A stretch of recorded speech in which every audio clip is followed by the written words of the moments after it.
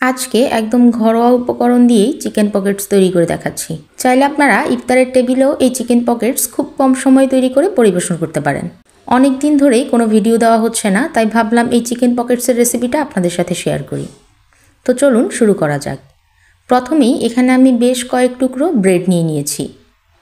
এখানে আমি white bread নিয়েছি, এখানে আপনারা চাইলে যে কোনো ধরনের ব্রেড ইউজ করতে পারেন। এইবার ব্রেডের চারপাশের ব্রাউন অংশটুকু কেটে আলাদা করে নিচ্ছি। ব্রাউন অংশটুকু অবশ্যই আলাদা করে ফেলবেন, নয়তো পকেটস তৈরি করার সময় ঝামেলায় পড়তে হবে। এইবার একটা বেলনির সাহায্যে খুবই প্রেসার দিয়ে এই ব্রেডটাকে বেলে নিচ্ছি। যতটা সম্ভব পাতলা করে বেলে নেবেন। এই তো দেখে নিশ্চয়ই বুঝতে পেরেছেন আমি কিভাবে বেলে নিয়েছি। এটা একদমই সহজ একটা কাজ, এটা খুব একটা কঠিন কিছু নয়। এইবার এরকম টুথপিক নিয়ে নিচ্ছি যেন খুব সহজে পকেটের মুখগুলো আটকে দিতে পারি। এখন এই ব্রেডের স্লাইসটাকে প্রথমে নিচ থেকে একবার ভাঁজ দিয়ে তারপর দুই পাশ থেকে ভাঁজ দিয়ে নিচ্ছি। তারপর মাঝখান দিয়ে হালকা একটু প্রেসার দিয়ে এর দুই পাশটা একটু লাগিয়ে নিচ্ছি। এখন টুথপিক দিয়ে এর মাঝখান বরাবর সুন্দর করে সুই সুতার মতো সিলিয়ে দিচ্ছি। আটকে দেওয়ার সময় ব্রেডটাকে একদমই প্রেসার ক্রিয়েট করা যাবে না, নয়তো ভিতরের যে ফাঁকা জায়গাটা সেটা বন্ধ হয়ে যাবে। তাই এই কাজটা একটু সাবধানে করার চেষ্টা করবেন।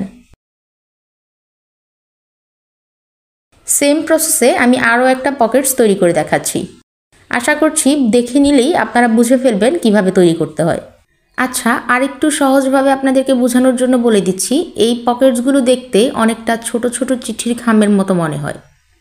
মানে চিঠির খামগুলো যেরকম ফোল্ড করা থাকে ঠিক একই প্রসেসে ফোল্ড করে নেবেন। এইবার নিশ্চয়ই এই ফোল্ড করার ব্যাপারটা আপনাদের কাছে আরও অনেকটাই ক্লিয়ার হয়ে গিয়েছে। এই তো একই প্রসেসে আমি আরও একটা তৈরি করে দেখালাম। এই তো সবগুলো ব্রেড দিয়ে পকেটস তৈরি করা হয়ে গেল, আর সবগুলো ব্রেডের মাঝখানেই খুব সুন্দরভাবে ফাঁকা রয়েছে। আপনারাও অবশ্যই এই ব্যাপারটা খেয়াল রাখবেন যেন ভিতরটা ফাঁকা থাকে। এইবার চলে যাচ্ছি পরের স্টেপে। একটা কড়াইতে আমি প্রায় 3 টেবিল চামচ পরিমাণ সাদা তেল নিয়ে নিয়েছি। এখন এর মধ্যে হাফ কাপ পরিমাণ চিকেন কিউব দিয়ে দিচ্ছি।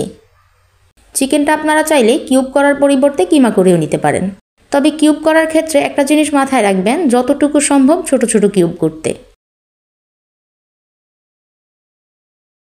এইবার এর মধ্যে দিয়ে দিচ্ছি পরিমাণ মতো লবণ, হাফ চা চামচ পরিমাণ জিরা ধনিয়ার গুঁড়ো, হাফ চা চামচ পরিমাণ মরিচ গুঁড়ো, হাফ চা চামচ পরিমাণ অরিগ্যানো, আরও দিয়ে দিচ্ছি 1 চা চামচ পরিমাণ রসুন কুচি।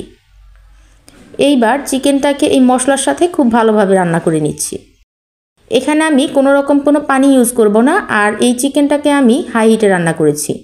লো হিটে রান্না করলে চিকেন থেকে অনেকটাই পানি ছেড়ে দিবে, তখন আর খেতে ভালো লাগবে না।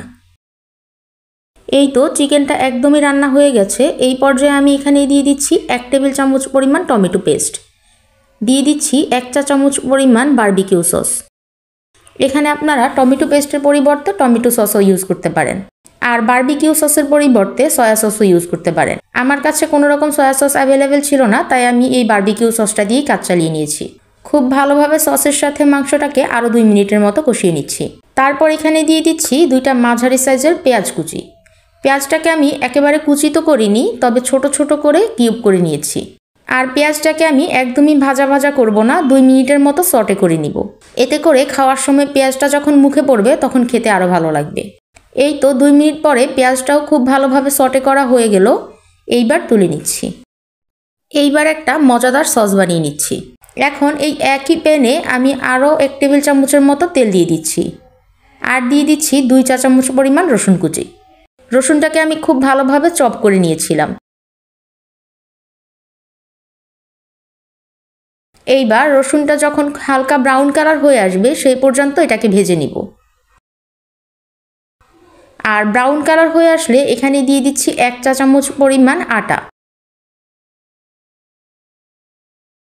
আটা আর রসুন একসাথে ফ্রাই হয়ে যখন খুব সুন্দর একটা অ্যারোমা ছাড়া শুরু করবে, সেই মুহূর্তে এখানে অ্যাড করে দিচ্ছি 1 কাপ পরিমাণ লিকুইড দুধ। লিকুইড দুধটা দেওয়ার সাথে সাথেই অনবরত নেড়ে দিতে হবে, নয়তো আটাটা নিচে দলা পাকিয়ে যাবে, তখন আর সসটা খেতে ভালো লাগবে না। খুব ভালোভাবে মিক্স করা হয়ে গেলে এইবার এর মধ্যে দিয়ে দিচ্ছি 1 টেবিল চামচ পরিমাণ গ্রেট করে রাখা চিজ, 1 চা চামচ পরিমাণ চিলি ফ্লেক্স, স্বাদমতো লবণ আর 1 চা চামচ পরিমাণ অরিগ্যানো। আবারও নেড়ে খুব ভালোভাবে মিশিয়ে নিচ্ছি আর রান্না করছি ততক্ষণ পর্যন্ত যতক্ষণ না পর্যন্ত এইরকম থিকনেস চলে আসছে।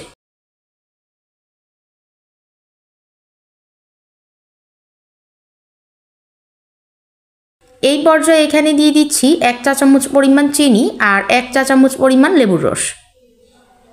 এই চিনি আর লেবুর রসটা অবশ্যই অ্যাড করবেন, এতে করে সসের স্বাদটা আরও ভালো আসবে।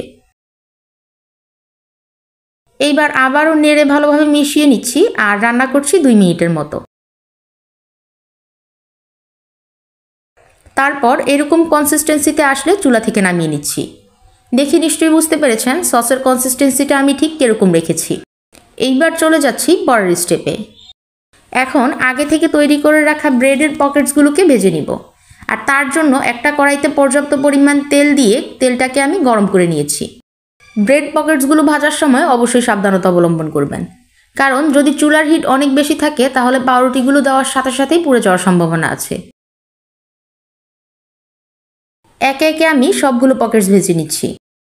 পকেটসগুলো ভাজা হয়ে গেলে এইবার চলে যাচ্ছি পরের প্রসেসে। পকেটসগুলোকে আমি এরকম গোল্ডেন ব্রাউন কালার করে তারপরে উঠিয়ে নিচ্ছি। পকেটসগুলো ভাজা হয়ে গেলে এইবার চলে যাচ্ছি পরের স্টেপে। এখন একটা বাটিতে আগে থেকে ফ্রাই করে রাখা চিকেনটা ঢেলে দিচ্ছি আর সাথে মিক্স করে নিচ্ছি সে আগে থেকে তৈরি করে রাখা সসটা। এখন খুব ভালোভাবে দুটো মিশিয়ে নিচ্ছি। সাথে দিয়ে দিচ্ছি প্রায় 1.5 টেবিল চামচ পরিমাণ গ্রেট করে রাখা চিজ। এই চিজটা আমি এখানে অ্যাড করেছি স্বাদটা আরও একটু ভালো হওয়ার জন্য। তবে আপনাদের বাসায় যদি চিজ অ্যাভেলেবেল না থাকে তাহলে আপনারা চাইলে স্কিপ করতে পারেন। আরেকটা ব্যাপার হচ্ছে এই চিজটাও কিন্তু আমি বাসায় বানিয়েছি, তাই এই চিজটাও আমার বাসায় অ্যাভেলেবেল ছিল। এই তো মিক্স করা হয়ে গেল। এইবার আমি একটা একটা করে পকেটস নিয়ে তাতে একটু একটু করে পুর দিয়ে খুব ভালোভাবে ফিল করে নিচ্ছি। একটু ভালোভাবে খেয়াল করলে বুঝতে পারবেন আমি কিভাবে ফিল করে নিচ্ছি। ব্রেডের পকেটসগুলোর উপরে খুব বেশি প্রেসার দিতে যাবেন না, নয়তো যেহেতু এগুলো ভাজা আর মুচমুচে ভেঙে যাওয়ার সম্ভাবনা থাকবে। একটা চামচ দিয়ে আমি আলতো হাতেই এই পুরটা ঢুকিয়ে নিচ্ছি।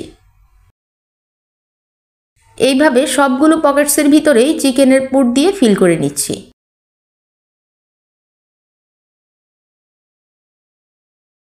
এইবার এর স্বাদটাকে আরও একটু ইনক্রিজ করার জন্য আমি এখানে গ্রেট করা চিজ দিয়ে দিচ্ছি। আপনারা চাইলে চিজ ছাড়াও এটা পরিবেশন করতে পারেন। যেহেতু আমার কাছে চিজ ছিল তাই আমি এখানে স্বাদটা আরও একটু ভালো করার জন্য আর দেখতে আরও একটু ভালো হওয়ার জন্য চিজটা দিয়েছি। এখন এই চিজটাকে মেল্ট করার জন্য আরও 5 মিনিটের মতো বেক করে নিচ্ছি। আমি চুলায় একটা ট্রেতে দিয়ে বেক করে নিয়েছি, আপনারা চাইলে ওভেনেও এটা বেক করে নিতে পারেন। 8 মিনিট পর আমার চিকেন পকেটস একদম রেডি। এইবার গরম গরমের পালা। আশা করছি কিছুটা হলেও আন্দাজ করতে পেরেছেন এই চিকেন পকেটসগুলো কত। এখন আপনাদেরকে ভেঙে দেখিয়ে দিচ্ছি ভিতরটা ঠিক কেমন ফিল হয়েছে, কতটা সুন্দর হয়েছে। ভিডিওটা সাবস্ক্রাইব করে রাখতে পারেন এরকম আরও অনেক রেসিপি পাওয়ার জন্য। আবারও দেখা হবে নতুন কোনো রেসিপিতে। সেই পর্যন্ত ভালো থাকবেন। আপনার রমজান অনেক বরকতময় আর অনেক প্রশান্তির। আল্লাহ হাফেজ।